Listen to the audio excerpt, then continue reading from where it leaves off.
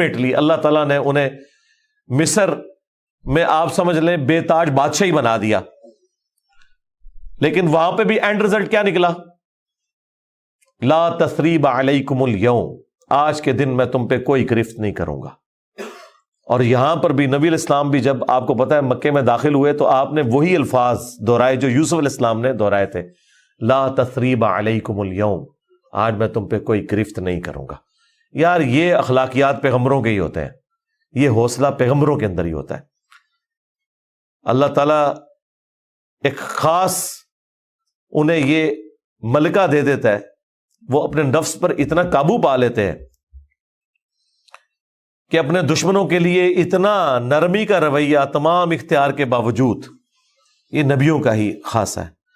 اللہ تعالیٰ ہمیں بھی اس طرح کے اخلاق میں سے حصہ عطا فرمائے، آمین۔